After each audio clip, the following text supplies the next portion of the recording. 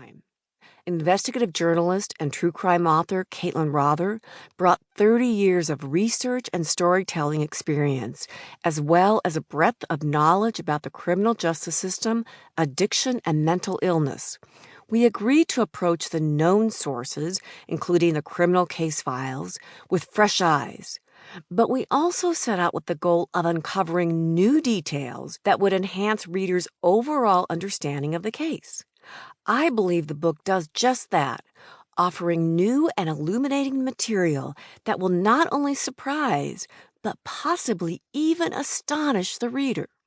In the end, I'm not sure we'll ever be able to answer definitively the question of why. But I do believe these pages bring us closer than ever before. Listen on.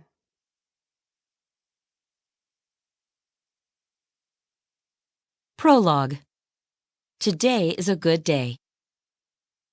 A grizzled old man with a long bushy beard and a swastika tattoo on his forehead sat waiting in his prison blues for a special visitor one Saturday in late December 2013. Charles Manson probably received more mail than any other inmate in California, so he turned down or ignored many persistent invitations to correspond or visit with him here at Corcoran State Prison. But this particular visitor won him over somehow. Afton Elaine Burton was just 17 when she started to write him.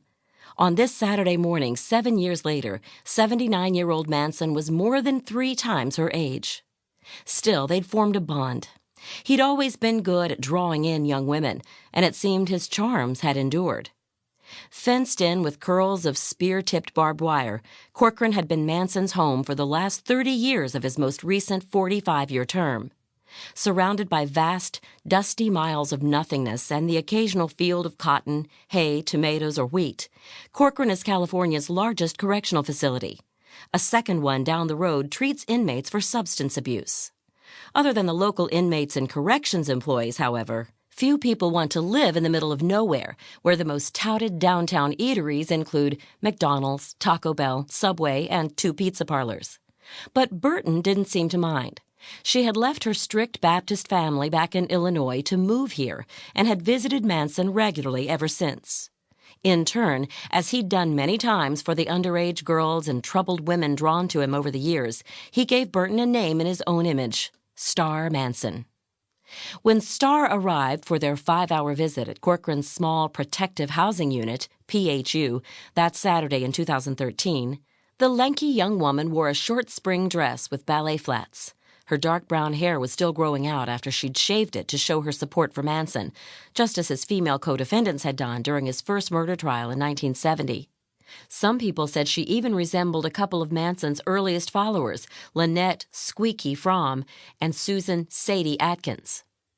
Decked out in his typical prisoner garb of jeans, a white T-shirt under a blue button-up collared shirt, and white tennis shoes, Manson greeted Star in the visiting room with a kiss on the lips.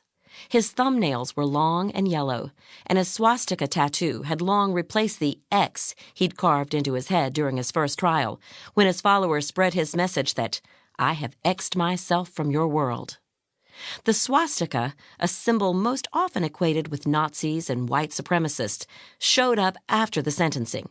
Partly for shock value, he said it was also for protection, inspired by his time with the Native Americans to represent the sun god, the elements, happiness, peace, and prosperity, positive affiliations that predate the Nazis by several thousand years.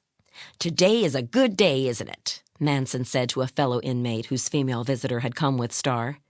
Manson's girl was well known to other PHU inmates because she'd sent them paper and writing utensils for Christmas. At Manson's prompting, she'd also put money into their commissary accounts and helped hook them up with women like the female visitor with her that day, who would write, talk to them on the phone, and even come visit. But Star seemed like a good-hearted person who would have done it anyway. "I love all those guys, as long as they make Charlie happy," she told the other visitors softly. When Star had first learned of Manson through one of her high school friends, it was not for his notoriety as one of the nation's most heinous murderers, but rather for his environmental activism and beliefs that the affluent white culture was destroying natural resources around the globe. In fact, like other Manson fans today, she didn't see him as a killer at all because, as many point out,